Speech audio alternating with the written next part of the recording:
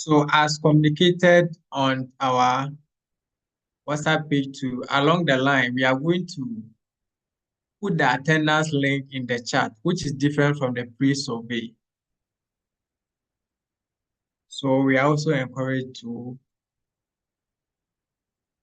fill that one also. I want to confirm is Lillian X-Wave Ask. Can you hear me? I want to confirm that. Yes, I can hear you clearly, and I'm here. That's great. That's great.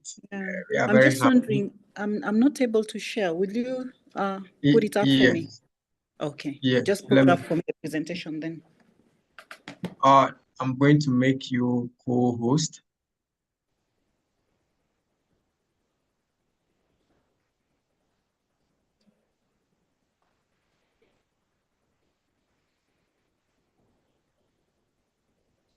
Okay. So let me quickly. You have my presentation, right? Yes. Coming. Okay, meanwhile, maybe I'll just be introducing myself to the participants. So I'm going to do that then after. Okay. To confirm you are here. That's really great.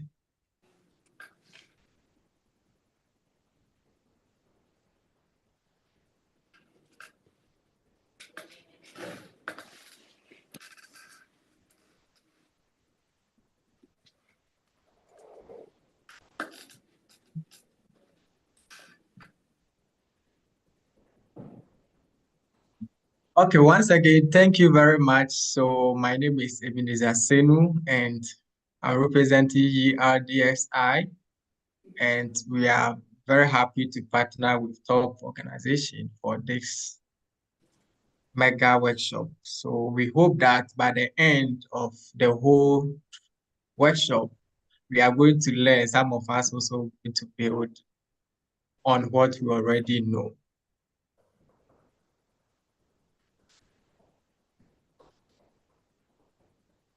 So if you are still thinking who is our first presenter for today, is the person of Lillian Mayeka, who is a Kenyan at Kenya Medical Research Institute. So he's a senior research scientist and deputy director at the Resource Development and Knowledge Management at Kenya Medical Research Institute with over 15 years in health research. That is focused on public health, evidence synthesis, knowledge translation, and science communication. She is skilled in conducting both quantitative and qualitative evidence synthesis. Lillian holds a master's degree in public health and is currently a pre-doctoral fellow at the University of Western Cape, South Africa. And she's a Cochrane member, coordinating the Cochrane East African Hub, and also a member of University of Nairobi's Policy Brief Editorial Board. So I would say I'm very happy to have in our midst, and we are all very anticipating the first presentation, which is on introduction to evidence synthesis. Lillian, if you can hear me, and you can take it from there. Okay. I'm just having a challenge with as I told you, sharing my presentation. Yes, let me. Could you just put it up for me? You have it? You can send it. A minute. Yes.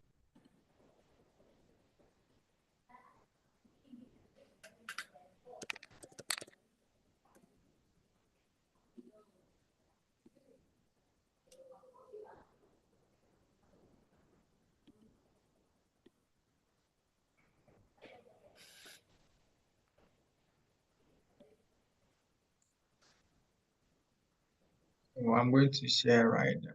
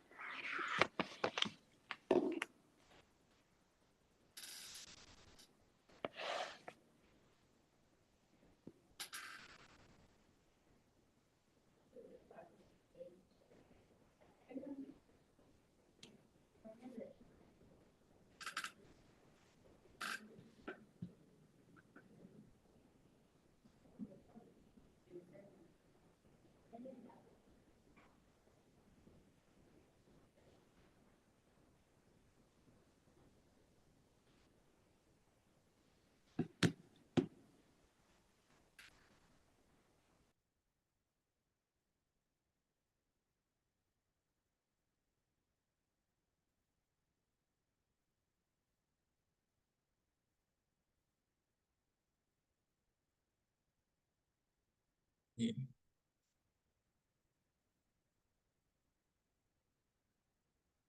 Want to confirm.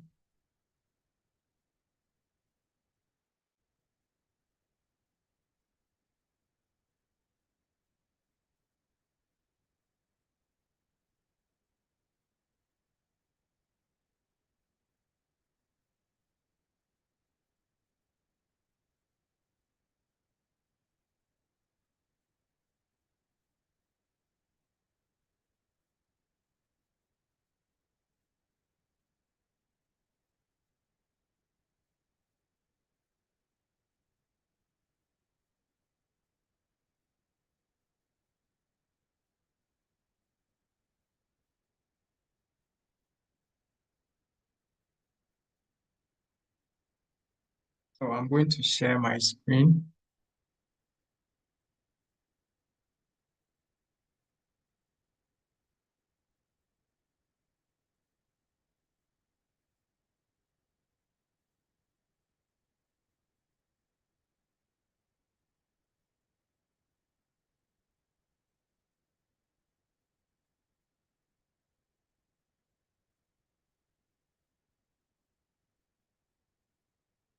So I want to confirm whether I'm in presentation mode. Yes, you are. Okay. Yeah. Let us just move to straight away into the first slide. Good morning, everyone, and it's nice to join. Or I can see we are about 300 of us. It's such a big, big crowd. Yeah, and I'll take you through evidence-informed decision making, where we are going to look at what evidence is. We'll go through maybe a bit of history of evidence-informed decision making, rather evidence-based practice. And then I'll take you through evidence synthesis also. And I think among the synthesis, types of synthesis, we'll briefly look at systematic reviews, because I know there's someone else who'll be looking at that in details in the course of the week. So evidence, yeah, we've used this term so many times, and I know when you go to court, you're told we need evidence. So generally evidence is anything used to determine or demonstrate the truth of an assertion or to justify a claim. And scientifically, evidence either supports or counters scientific theory or hypothesis. So we can talk of, maybe you can just say it's an accumulated observation of phenomena of an occurrence. For example, laboratory experiments, or even other types of experiments that are laboratory. Oh, sorry. Next slide, please. Okay, before I go into details regarding evidence, I'd just like to talk about the necessity of falsifiability. Why is this important? We have the falsifiable and unfalsifiable observations, and a falsifiable observation is one that disapproves an occurrence or an observation with evidence, based on evidence. And in this case, evidence really matters and tries to prove the observation wrong most of the time. And this principle, for instance, when you say that all swines are white, all swines are white. But the moment you spot a black or a blue swine, you can disapprove that statement to be falsifiable. Let's talk of all bachelors are unmarried. Yeah, the statement is right, bachelors are unmarried, but in real sense, are they unmarried? Are you sure they're unmarried? Whoever the bachelor seated next to you, or the bachelor, are you sure? Do you have the evidence that they are unmarried? This is what you're talking about when you talk of falsifiability. And this is just to prevent humans from making unjustifiable claims, ensuring that scientific knowledge is based on scientific evidence. That's when we talk about the necessity of falsifiability. It's a falsifiability principle. Next, please. Okay. So having understood what evidence is and the importance of this evidence, and why is it the importance of just being able to justify a claim, we have something called evidence-based practice. And I know most of us have used this word, most of us have read about it, most of us are maybe in this field and they know about it. When you talk of evidence-based practice, what do we mean? When you look at my diagram there, I've talked of practice, research, and people. How do you bring all these together to inform a particular, or rather to answer a particular question?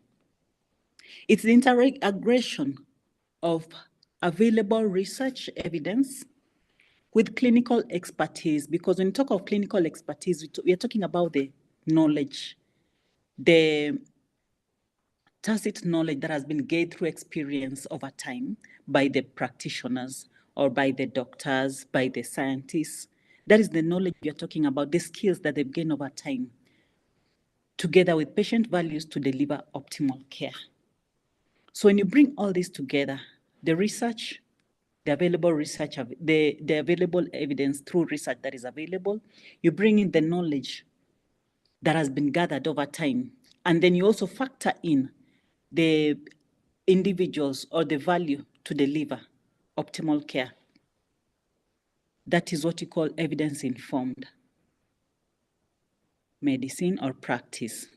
And you'll see that, no, it's okay, just move as I just finish up on that.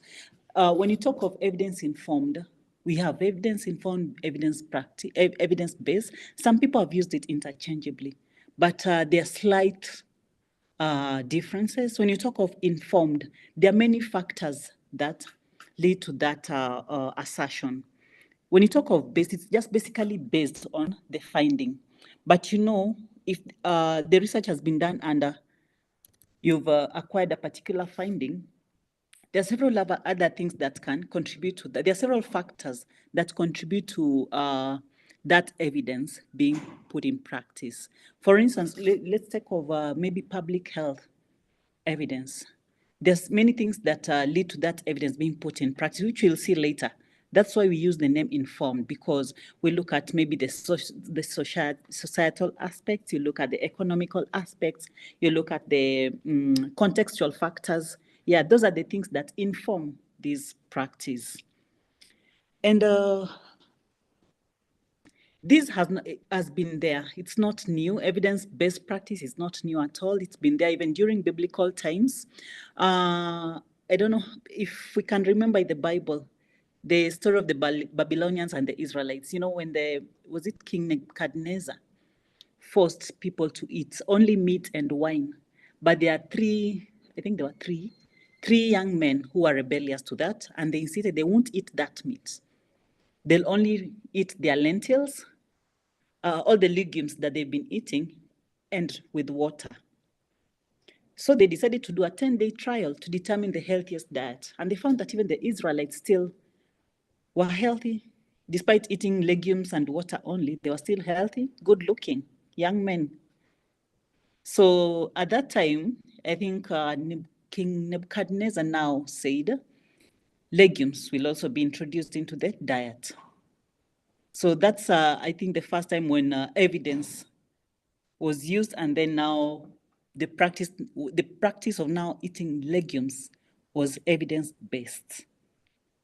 And then when we move away from the Bible, and in 1747, there's this scurvy trial by Dr. James Lind, where he was observing, I think it was in a ship, he was observing that the sailors were really suffering from scurvy, and they did several experiments. I think there were about 12. They are divided into 6 groups. Two are given different things to see who will feel better.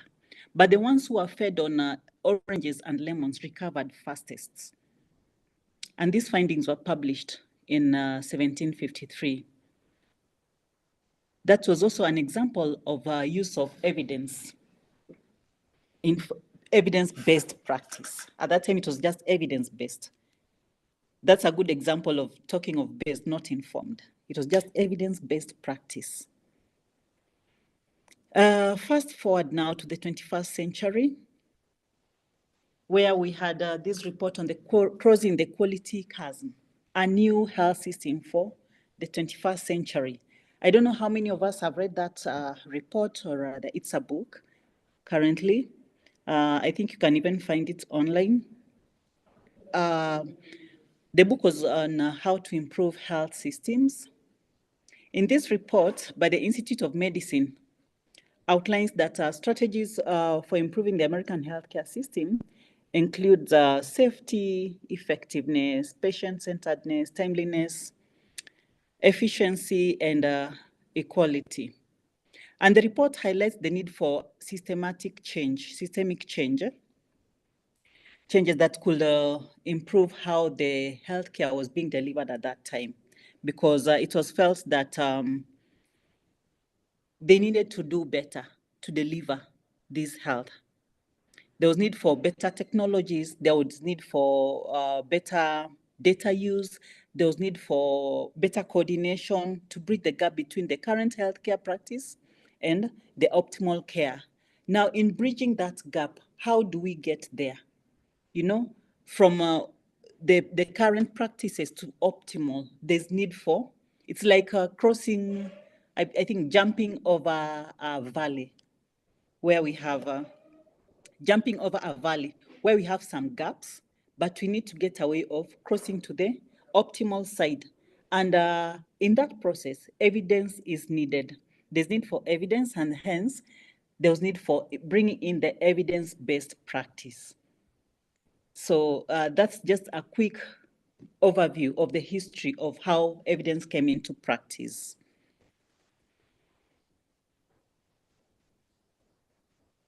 Okay, so let's look at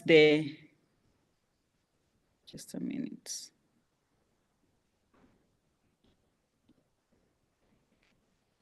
Let's look at the steps of evidence-based practice. They go through 5 steps. We have the ask. Now, the first thing is to ask a question. You identify a problem. From that problem, a question is formulated. And I think over the week, we'll see how these questions are formulated. Questions for evidence synthesis, how they're formulated over the week. Or I'll touch a bit on it towards the end of this presentation. You ask a question. Bring this question to the level whereby it can be answerable through evidence. And then once you ask this question, do you have answers available? Do you have anything that has ever attempted to answer this particular question? So what you do next is to track down the best evidence with which the answer can answer that question. That is the second thing, conducting the search. Once you get your evidence, you need to appraise the evidence. And by appraisal of evidence, critically appraising the evidence for its validity, you look at how close is it to the truth? How well was the study conducted to be able to answer this particular question that was being looked at in that study? How useful can these findings from this study be?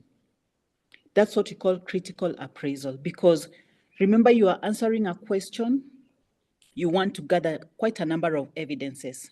So you don't want, garbage in, garbage out. You don't want to bring in something that is not close to the truth. The next thing, the 4th stage is to implement, integrating the critical appraisal with our clinical expertise and with our patient unique biology, value and circumstances. How do you integrate this? The implementation process of the knowledge that you've gathered from this process. And then once you've implemented, you have to evaluate. Of course, you monitor and then evaluate to see how it is working over time.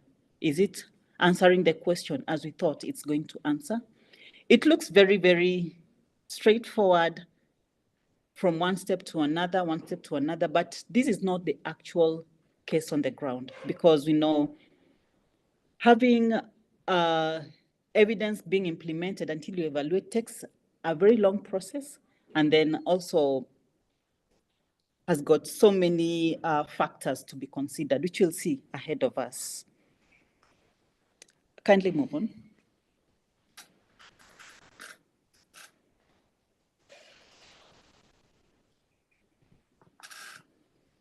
Okay. This is just the general flow of evidence from generation to implementation. We have the primary research. Remember, any evidence that you want to use to answer a particular question, we basically use the primary research. We don't use secondary research. In most of the cases, we use the primary research. We gather the different searches that you've gotten, the different data that you've gotten from the different studies, conduct a synthesis of the relevant evidence, and then this evidence is now translated. There's something in between there. There's something known as evidence translation. It's translation to translated to the policymakers. And I was not to talk about knowledge translation here, but maybe I can just mention that translation is very important, because remember this, as a scientist or as a researcher, you're using a different language, and the policymaker or the people who are receiving this evidence might not be able to understand. There's need for translation of that evidence into a layman's language or into a policymaker's language for them to be able to, for you, all of you to be at par. And what's another thing that I should note when you're talking about the implementation of evidence, translation is important, and another thing is involvement of all the stakeholders from the word go. In that cycle that I showed you up there, make sure you involve the stakeholders from the time you identify the problem to the time you want to implement, because you can't identify the problem, get a solution, and then that's when you now go to the policymakers. It will be very difficult for you to implement that. Remember, for any change in health or healthcare to be implemented, it has got to go through the policy cycle, and all the stakeholders have to be involved. Remember, it's normally almost like political or something.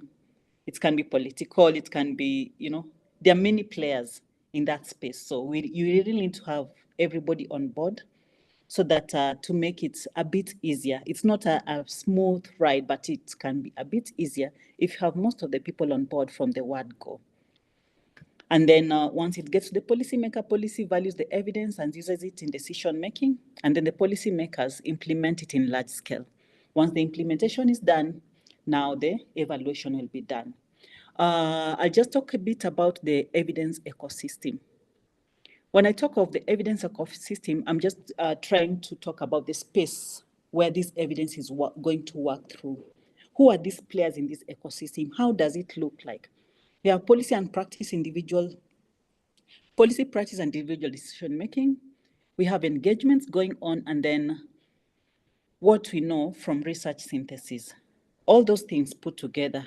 I'll just take you back to my, I think, second slide that was talking about that cycle, where you saw there's knowledge from the practitioner, there's research, and then there's patient care down there. So this is what also plays here again. There's demand for research, prioritize issues, support uptake guidance, interpret communication. So how does this cycle play?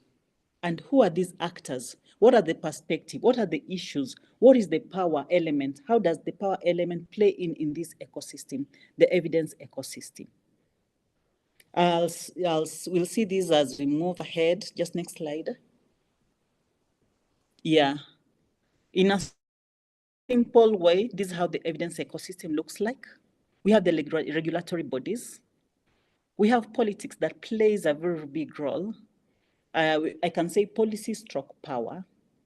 We have culture, we have the economy, and then you have social aspects that play a very big role on evidence generation. I mean, evidence use, basically, because you have the synthesis, translation, and then generation. And then now it's put out there for use. But there are all these players who are supposed to be part of this process. Next. And when you look at this how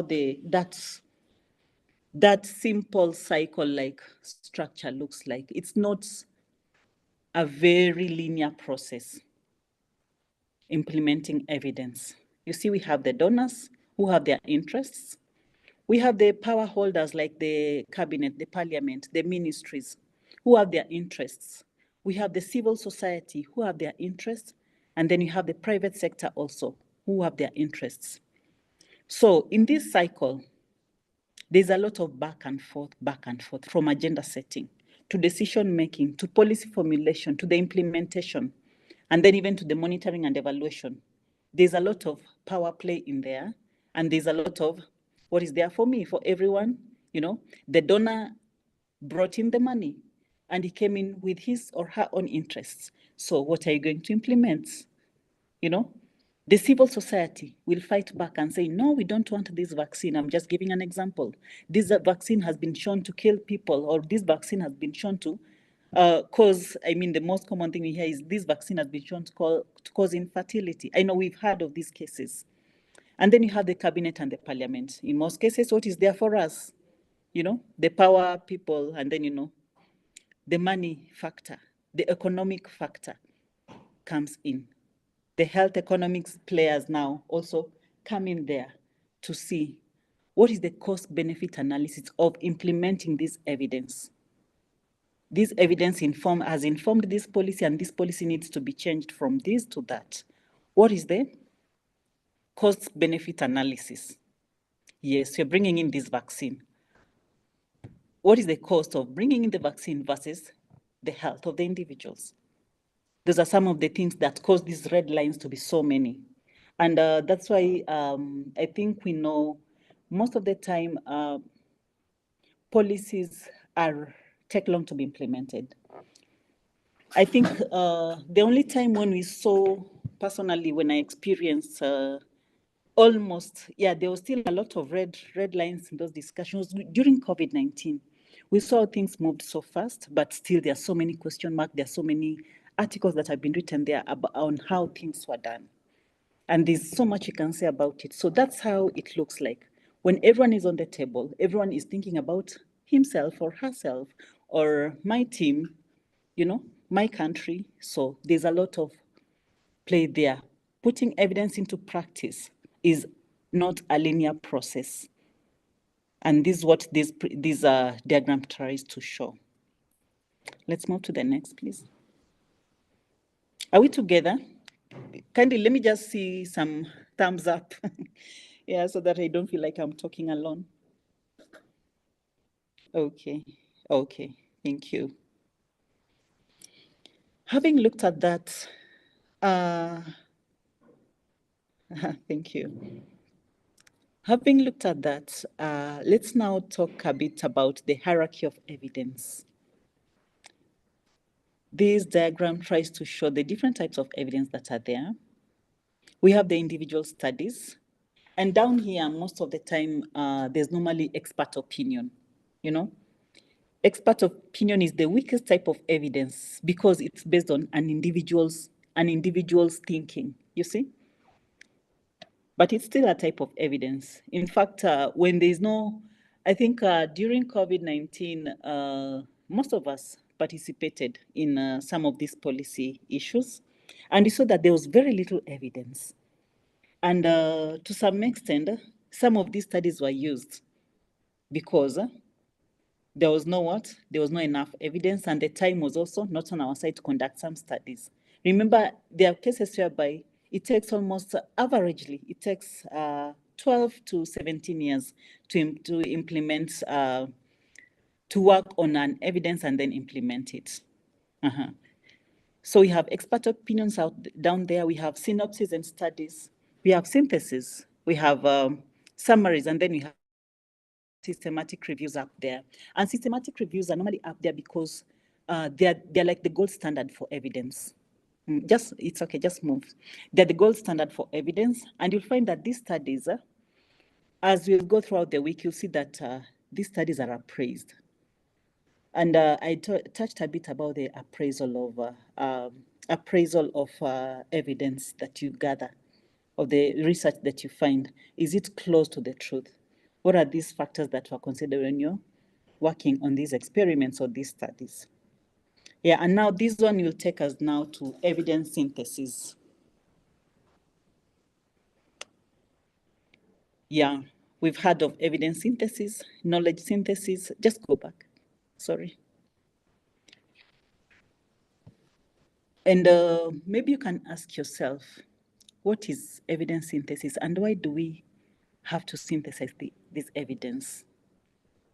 Can you imagine, as you've said, let's talk of a systematic, or rather, let me take a live example of during COVID-19, when you were required to generate some evidence. I'll give an example of what we did on our side.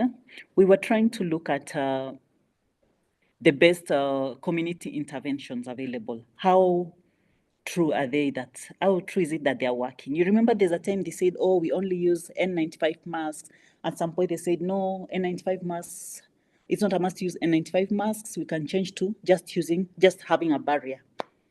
And all this was based on evidence. So you go out there, you find, we were looking, since we had never experienced COVID-19 before, we were looking at studies that had experienced similar like symptoms.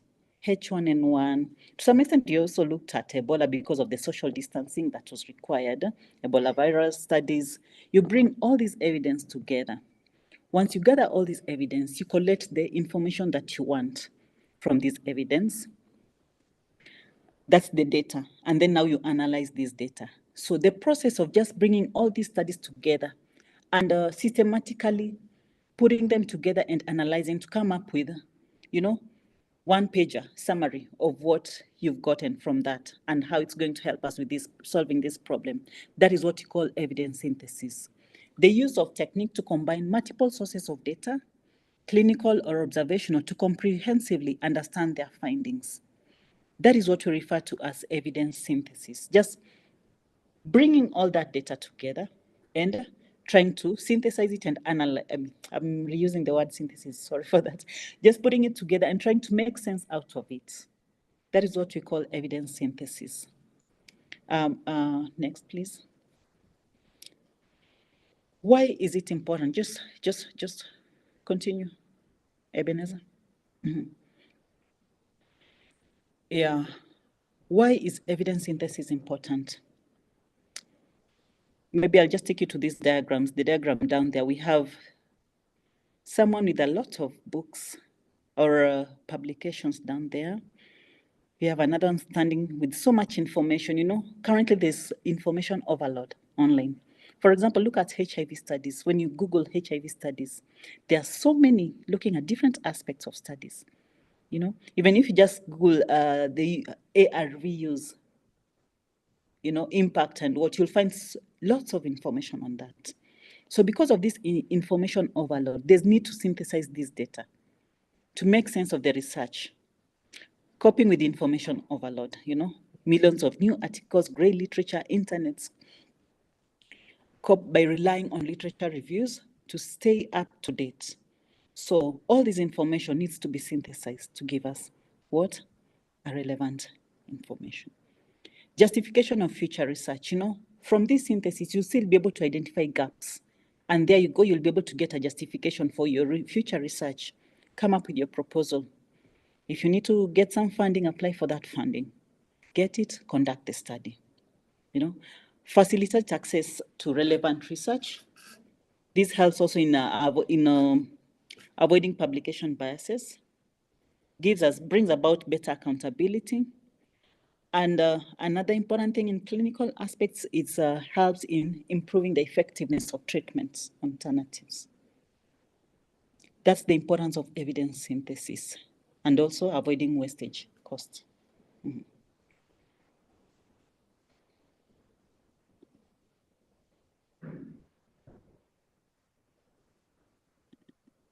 Oops.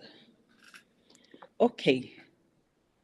After I've taken you through evidence, but we've had an introduction on what evidence is. We've briefly gone through the history of evidence-based practice. I've described to you what evidence-based practice is and why it is important. We've talked of evidence synthesis. And now I'll take some time a bit on evidence synthesis. And the first question under evidence synthesis is, what is a review? It is a summary or synthesis of results or conclusions of more than one study. Basically, this is evidence synthesis now in details. And there are several types of reviews. We have narrative reviews, we have scoping reviews, we have rapid reviews, and you have systematic reviews. And all these play the same, only that the level of conducting the review, their levels of conducting the reviews are different. There's some that you just, for instance, they differ in rationale, methodology, rigor, and risk of bias. I won't talk much about risk of bias because I know that someone else will be talking about this in the course of the week as we move on with this workshop. So a good review should be a readable summary of all the evidence and bias, transparent, replicable, and up to date. And there are ways in which, in most of these reviews, there are ways in which we ensure all this. There's a way, methodology to ensure unbiasedness. There's a methodology to ensure transparency on conducting the review.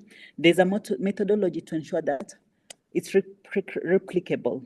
For instance, to ensure transparency, you'll find that in most systematic reviews, scoping reviews, for instance, you conduct these searches, you conduct the search, and all of you have to look, the team that is working on that have to look at the searches and confirm that. And in most of the time you do it in duplicate. You go through the search the first time, you do something that is called maybe abstract, what do we call it? Reading the abstract just to see if it has what you want before you go into details of the document, so that you can start sieving off what you need and what you don't, sieving off what you don't need and retain what you need as a publication. Next.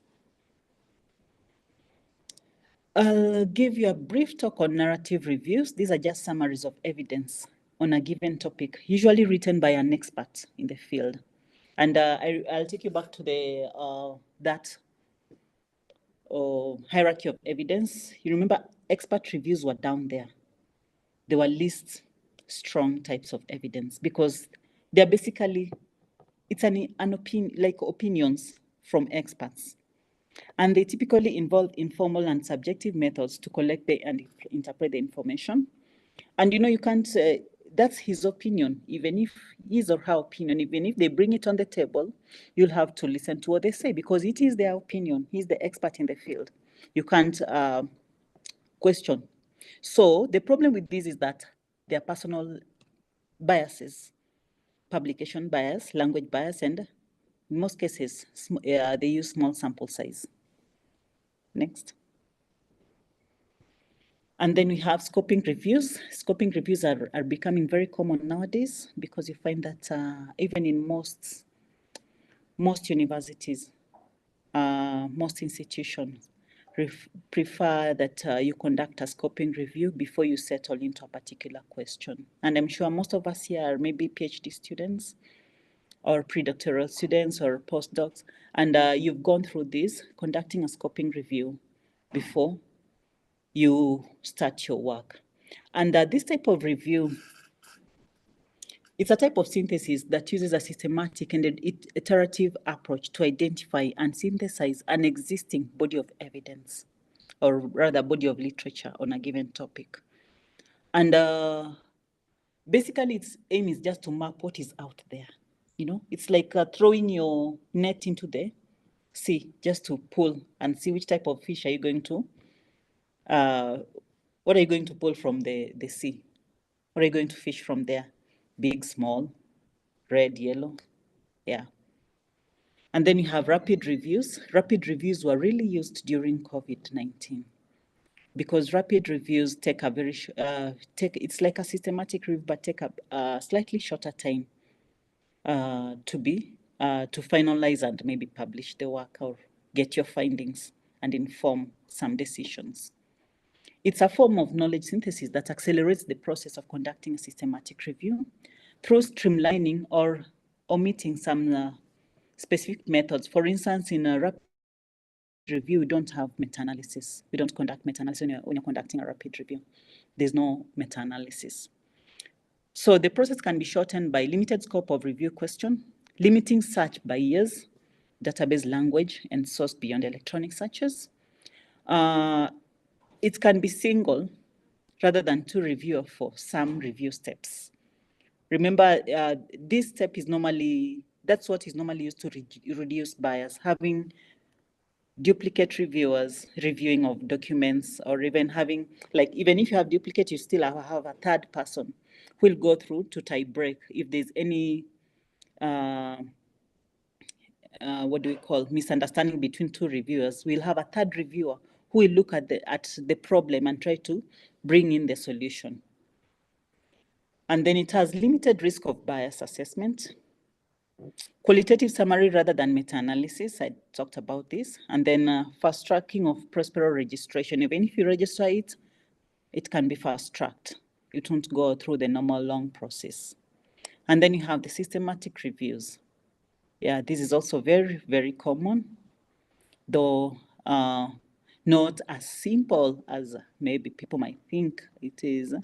A review in which bias has been reduced by systematic identification, critical appraisal, synthesis, and, if relevant, statistical aggregation of all relevant studies on a specific topic according to a predetermined and explicit method. So systematic reviews, as I mentioned earlier, they're normally like the gold standard of evidence because there are so many processes in a systematic review. I'll just go through them a bit as we move. Just scroll next. Next, please. So the main elements of a systematic review, we have a pre-specified protocol. I mean, even there, there's even for rapid reviews, we still have protocols. Even for scoping reviews, we still have protocols. We have clearly focused question, and like for scoping reviews, systematic reviews questions are normally very focused. For scoping reviews, then the question is normally a bit wide, and that's why you normally find that when you're conducting a scoping review, when you conduct your search, you normally find so many publication or articles that you need to look at. Detailed description of search strategy. The search strategy is normally very detailed. Explanation of type of evidence included and excluded. Critical examination of quality of included studies, and then it is a very transparent process. You know, when you're conducting the synthesis, there are so many things that normally bring in the transparency, which we'll see maybe in the due course. And then, of course, systematic reviews can be kept up to date. What do I mean by this? When you conduct a systematic review, maybe you conducted a systematic review in 2020, let me say 2016. And over time, more evidence have come on board. So you can decide, maybe it's now, let's say it's about 10 years now. Let's go back and see what more evidence has come in place. And you go through the same process and update your systematic review, which means you publish an updated systematic review, the same topic, but now you say it is now an updated systematic review. Yeah. Are we still together? Just checking. Hoping no one has fallen off. Okay. I was asked also to just briefly talk about systematic reviews, just an introduction on systematic review. That's what I'm doing. Preparing for a systematic review. It requires a question, and the question has to be a refined question. And when I talk of refined question, I mean there are frameworks that you normally use for questions. We have the PICO framework. We have the different types of frameworks, which I think someone else will look at in the course of the week. Yeah, I've seen in the program. We have things like PICO. PICO refers to population intervention, comparator, and outcome. You can decide to include time or even the setting. And there are different types of frameworks. So that's what I mean by refining your question based on the framework you're using. And then you need a review protocol. How are you going to conduct this review? What are you going to do to look at? What are your outcomes? What do you anticipate with this review? How are you going to conduct the analysis? So that's the protocol. And remember, this protocol can be published also as your initial paper before you publish the systematic review itself. And then you have a review team. Most of these reviews cannot be done by individuals. Remember, you have to work as a team. You need the subject matter experts. By subject matter expert, I mean the topic that let's say maybe you're looking at NCDs or mental health issues. It will be good to have a subject matter expert there. You need a methodology expert. Who is the expert? The methodology, if it's a systematic review, who is a systematic review expert in this group? You need maybe an analysis expert. That's meta-analysis, if you'll do that. And then, you need a team to work together. And then we'll continually consult and review questions and protocol in the systematic review process. I talked about having a very clearly defined review, a very refined review question. Beware that both review questions and protocol may take longer than you think, especially the question.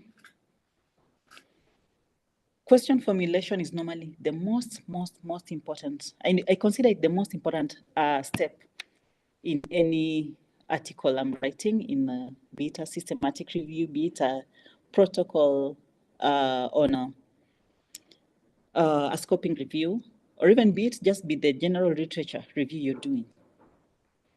And then having review teams helps to minimize bias. I touched a bit on this about how you conduct you read the papers in duplicates just to make sure that you capture all that you need.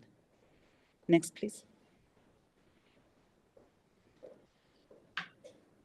Slightly on the protocol, it's good to clearly describe the current evidence that is there.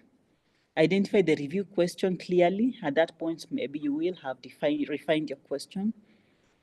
Pre-specify the methods to be used to answer the questions. What studies will be included and excluded. It's very important to be clear at that point.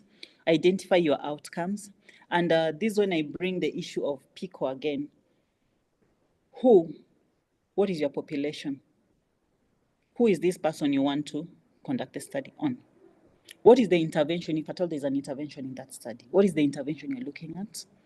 What is, it's like you trying to understand what you want to do. Is there a comparator? Are you looking at vaccines versus placebo? Your placebo will be the comparator. You identify all those factors. And then your outcomes, very important. Make sure you understand your outcomes from the word go. And then there's normally need to register this protocol. Why are we registering the protocol? There's something called Prospero. Most of us, and I think there are several other platforms that also register protocols. So once you have your protocol ready, you register it in Prospero. And before, maybe I should have mentioned this earlier, but I didn't want to mention because I did not talk about Prospero. When you're conducting, you want to maybe to come up with your your protocol or your structure on how you're going to conduct your study. It's good to check on Prospero if this study has already been conducted by someone else. So Prospero normally is a database of systematic reviews, and from these you can be able to tell if this has been done or not, just to avoid duplications. So the registration number is normally required when you're publishing a systematic review. Most publishers want to see that you registered this systematic review. Okay, thanks. Next. Yeah, this is just under how the Prospero page looks like, and I think it will also be discussed by other presenters in due course. Yeah. So this is just how the Prospero registration page looks like. Next.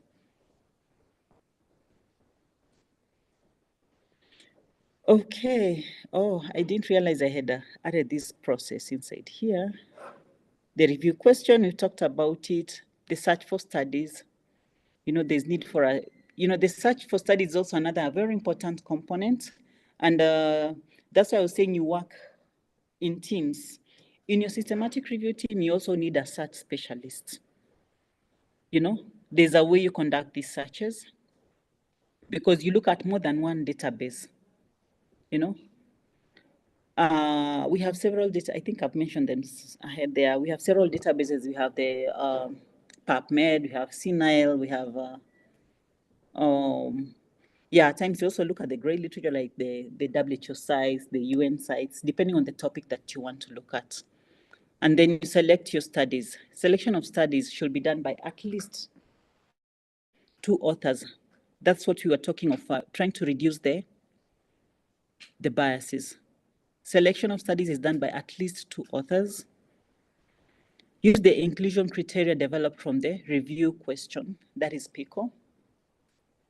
Make sure you have that PICO framework when you're working on that. And then it can also be done in 2 stages. You start by title and abstract screening, and then full text screening. That's when you're selecting the studies.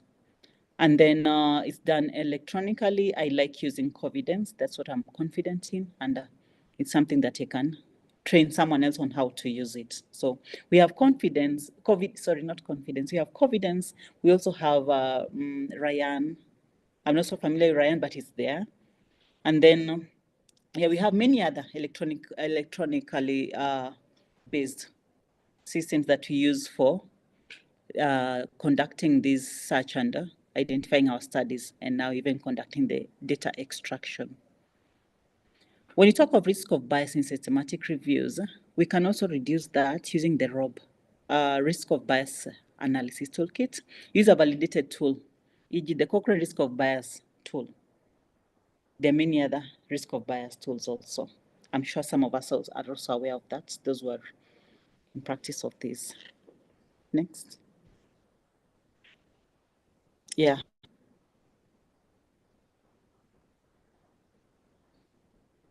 I think that's the last part where we were looking at just the systematic review process. And thank you very much.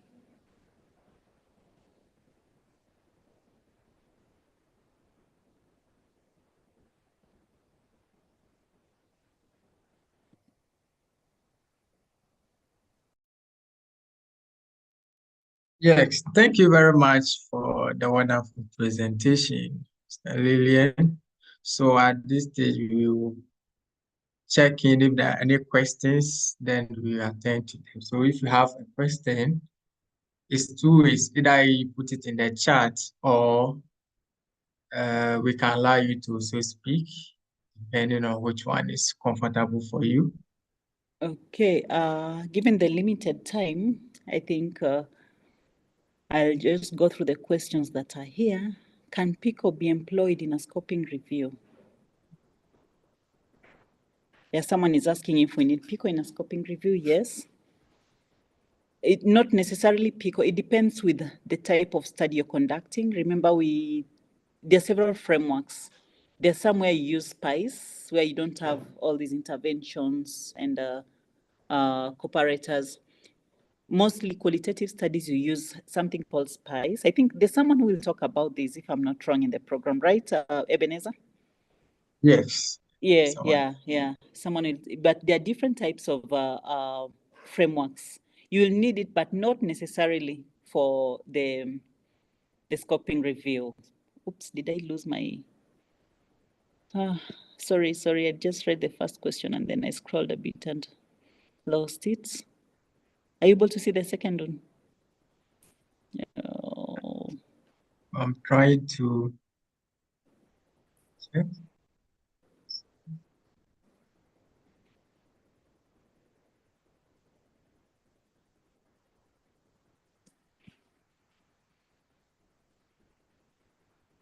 Oh, what is meta-analysis? I've quickly seen that. Yeah, meta-analysis is a type of mathematical analysis that is conducted. When you've collected your data, when you're conducting a systematic review, you need to analyze that data. And there's someone else who will also look at that. There's a way Yes. you bring the data together and then you analyze it mathematically, which is different from the normal analysis that we do. We normally have some very beautiful graphs that we learn about in the course of the week. Exactly. So we have Yeah. people. Can we be guided on Prospero registration process? Is it in the program? I think so. Yeah, but it's something that can be done. If we get time, we can do that. Yes, we can, Ejim. Daniel. Categories of meta-analysis, these will be discussed.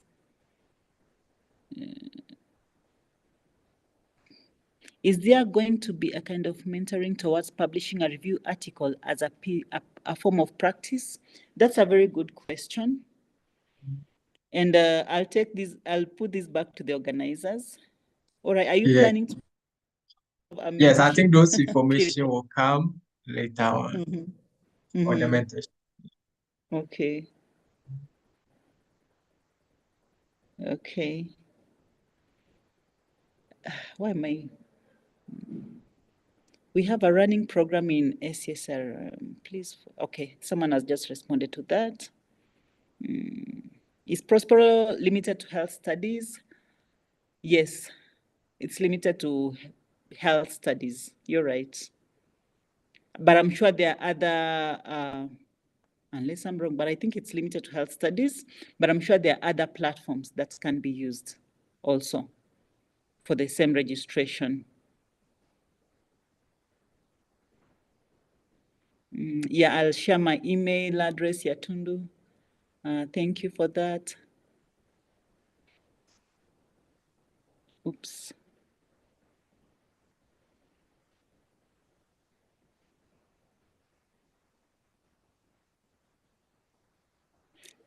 Yes, the presentations will be available.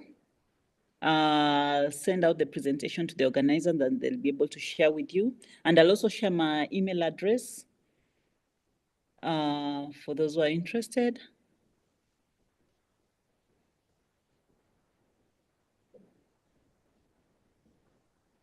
Oh, can I get full meaning of PICO? PICO means population, intervention, cooperator, outcome, and there are many other. We can also have PICOS, population, intervention, cooperator, outcome, and setting, and you can even have a T, which also means time. Time, that is PICOST. We have PICOS, PICO, PICOST. We can have PECO, you know, E standing for exposure instead of intervention. Yeah, so those are just the different types of frameworks that we use.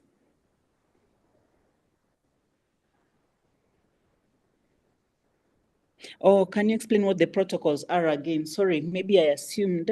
A protocol is just like a structure or a plan. Let me use the word plan on how you plan to execute your activity. How are you planning to conduct your systematic review? That is what we call a protocol. Prisma, yeah, Prisma will be done in the course of the week. Thank you for bringing that up. Data analysis, MS Excel. Yes, MS Excel can work.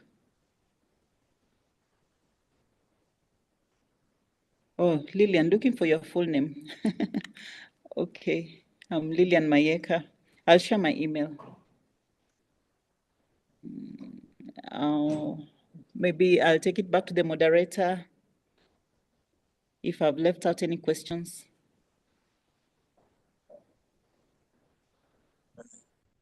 I'm not sure there's any question remaining in the chat.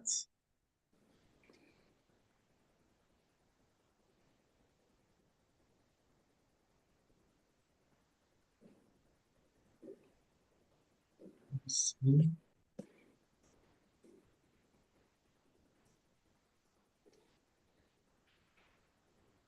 I think there's one question. There's a question here.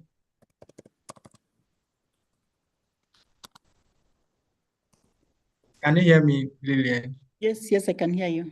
Yes, from Evangeline. She wants to know if kindly clarify one more time how to go about your systematic review where there's no intervention.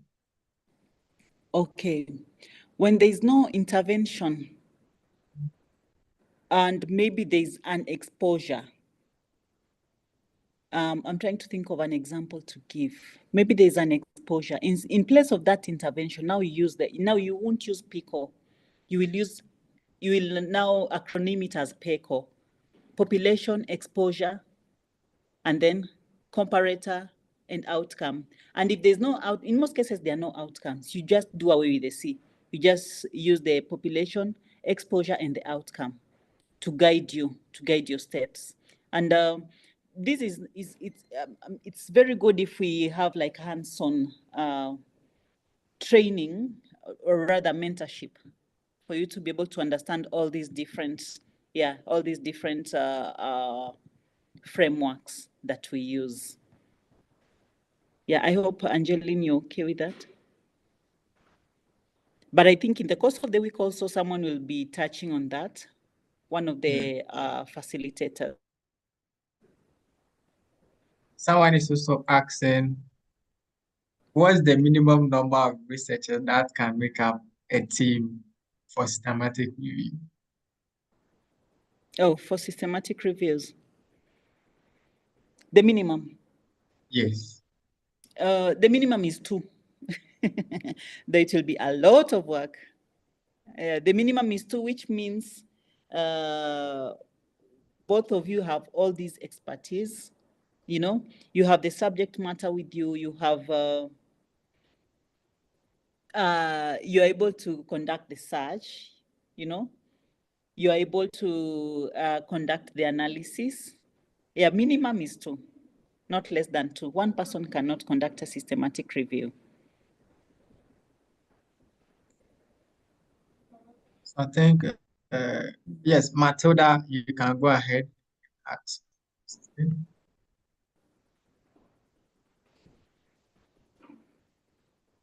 I think we also been, time is also not on our side.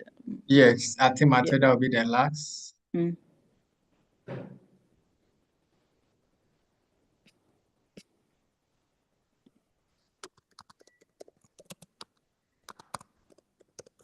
Can you hear me, Matilda?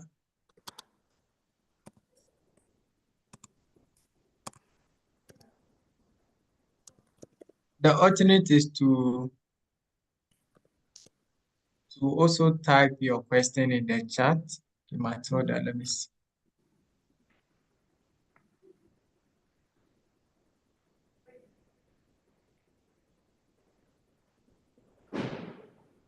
Hello. Okay, yes. Yes, thank you so much. Sorry for that. I typed my question in the chat, but it looks like it was not read. That's why I put up my hand. Okay, probably. Yes, so the question was on the publication and then the language restriction when you're doing search strategy. Mm-hmm. The presenter mentioned that that shouldn't be used or that should be avoided. Can she please throw more light on it? On language restriction. Language and publication status, please. Mm-hmm. Okay. Thank you. When you talk of language restriction, you will want to, in your protocol, tell us if you'll want to use English, studies written in English only. And which means when you're conducting your search, any study that is not in English will be excluded. Okay? It's just a restriction you're putting in place to guide you on how you want to conduct these, to show your inclusion and exclusion criteria. And then the publication, you said what on publication?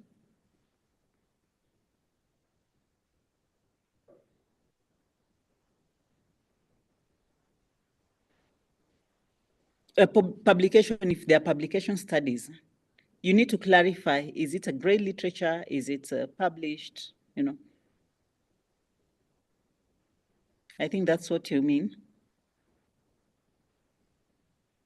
Are you okay, Angeline? Or was it Matilda or Angeline? Matilda? Mm-hmm. Matilda, are you okay?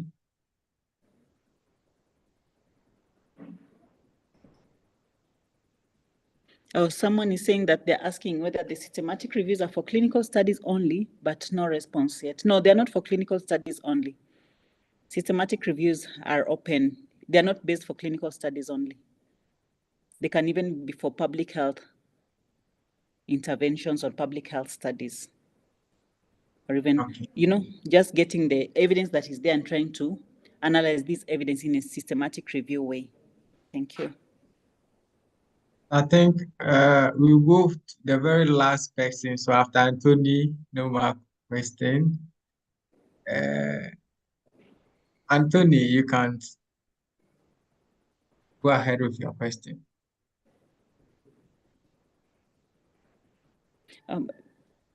Can I just say something before Anthony? There's someone saying that publication, and I think she got it wrong. It's not avoided. You need to Yes. clarify. Yeah. I don't know that it's the same person. She just Yeah, asked so why. Evelyn, yes. Okay, thank you. Yeah, so Evelyn, Lillian said, why should language and publication status be avoided? Yes, it's not to be avoided. So most often, if we are dealing with publications in English, at the end of your systematic review, it becomes a limitations in your work. So most often we add that to the limitation of the systematic review, that we are not able to retrieve publications published in other languages like French or any other language, because you're able to read and also included only publications in English. But there's a whole lot of other languages that are being published. So it's a limitation. Yes, I think we are. Ben, sorry, Ben, please, can we take one question from YouTube? I think maybe yes, from 40 you can ask. Oh, okay. So Yes. Lillian, please, someone is asking. That's Lawal. Lawal is asking you should shed more light on grey literature. Okay. When you talk of grey literature, this is a literature that has not been peer-reviewed and published in a peer-reviewed journal. For example, you can have like a report on the WHO link. On maybe you're looking at maybe there's a meeting they had, and then they made some decisions that you think some statement might be important for you. This is not peer-reviewed, but it is a report that has been published in one of their websites. Or even at times when you just Google and find some articles, news articles on, let me give an example of what's the latest in Kenya? The floods the recent floods that happened in Kenya. A story that a news reporter has reported, maybe a health reporter has reported that the floods caused a particular infection in a particular area, you see? Now you'll just pull that and use it as grey literature. And you identify it as grey literature even as you write. Is that clear? This is literature that has not been peer-reviewed and published in a journal article. It can also be grey literature in the sense that there's those articles that are waiting publications. You know, it is still grey literature. It is yet to be published. Yes, it will be published, but it is yet to be published. Okay. Okay. Mm-hmm. Martin, do you have more questions, or we can end here and proceed? Yeah, sorry. Okay, maybe we should just take one more question from YouTube, so at least it's fair on them. Yes, I think Anthony's hand has been up for long, so I'm going to unmute Anthony. But before that, I want to also pass that I've put in the chat attendance link, so we should also use that to fill the attendance. This link should be filled once for the day. So if you fill it, you don't have to fill it again till the day is over. So yes, Anthony. Yeah, so thank you, Mr. Host. As a follow-up question, someone asked, what is the minimum number of people who can do systematic review? And then the answer was 2. Okay. Then someone asked from the chat that then why is it that PhD students are asked to do systematic review? So I think you missed that question. So if you can address that question for us. Mm-hmm. Okay, that's a good question. Yeah, now, as a PhD student, remember, you don't have to write the whole paper alone. You can be the lead author, but you have a team that you're working with. Because remember, the different stages of a systematic review need, we have something called risk of bias, We try to reduce risks in a systematic review. And one of the ways in which you reduce risks is to For example, when you've availed your research articles that you want to include in your systematic review, you will do it in duplicate, in that I will go through these. You know, you will also, in fact, even what do you call these, Covidence or Ryan normally give that option. If you've already put in all your articles there, two people can look at the same article, okay, to pull your data from it. I don't know if I'm clear there. You know, you need to do it in duplicate. There are stages in systematic reviews that must be done in duplicates. That's why it is important to do it as a team. And then even doing it as an individual might be just a lot of work. I don't know. Do you have people who have done their PhDs, conducted systematic reviews on their own? Just one person, and have been accepted for, but yeah, it's even a lot of work for that. Maybe Ebenezer, you can add on. And I'm sure as we proceed with the various sections, you get to know the reason why or access to some of the questions you have. Because there will be a series of presentations. Then some of the presentation will answer the questions that you have in mind. Okay, thank you very much for the opportunity. And thank you also for the questions and the attention. Thank you. Bye. Thank you very much, William, for the wonderful presentation and the responses. It's been a really insightful one. And I think I have to Ben, please, further could you back. share? Sorry, Ben, please, could you share the attendance link and the post-workshop survey? We have not seen it in the chat box as promised. Yeah, so I've shared the attendance. So I'm going to do it again. So let me just do it again. So for the post survey, we are going to share them by the after the last session for the day. So it will come together. So I've just reshared the attendance link. So let's use some few minutes to do that as we prepare for the next presentation.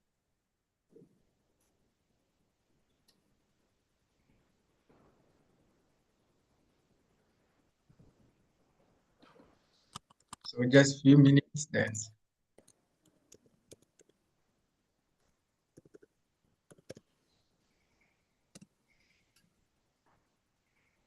Okay. So Lillian's email is also in the chat. You can just check it.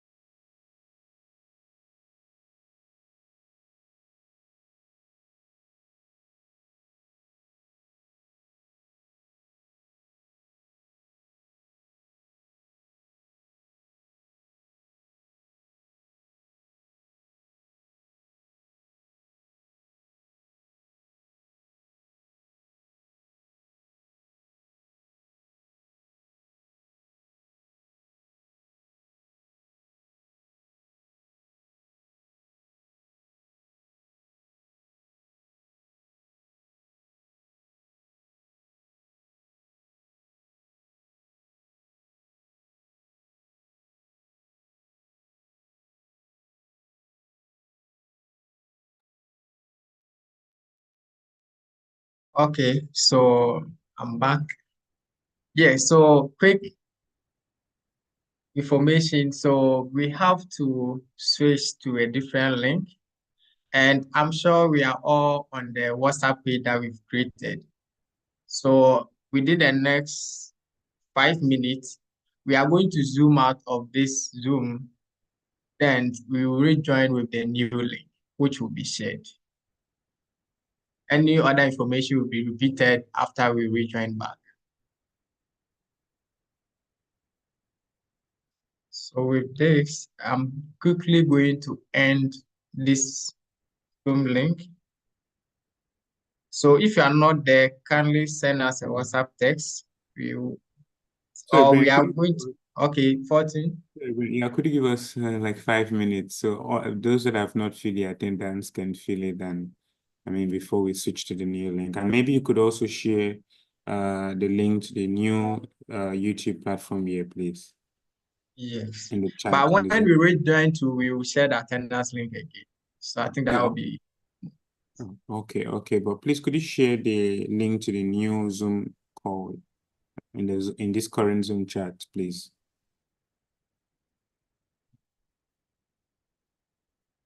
so what I'm going to do is I'm going to make you a host, and I'll move out.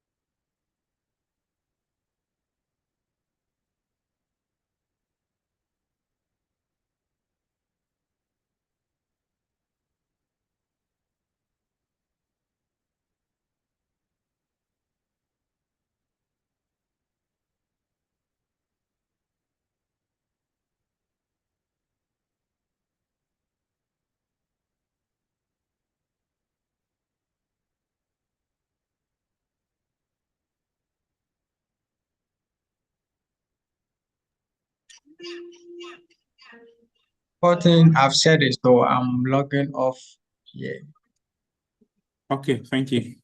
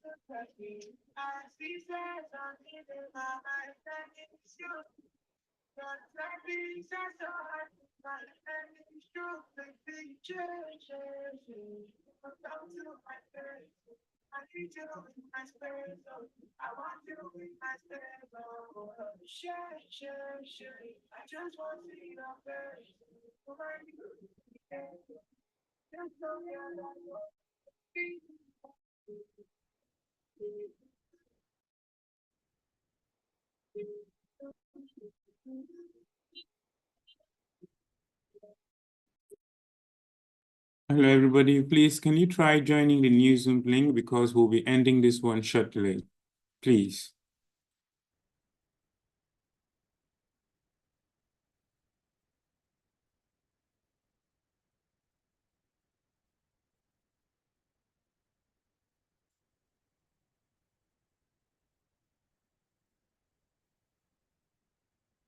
Hello, everybody on YouTube, on Zoom. Please try joining the new Zoom link. I'm sharing it again on the chat box. We'll be ending this one shortly. Thank you.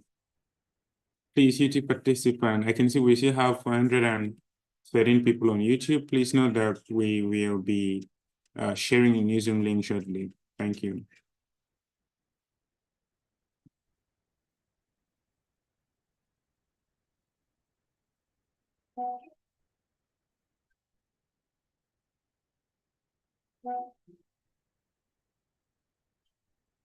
Music on trendybeats.com.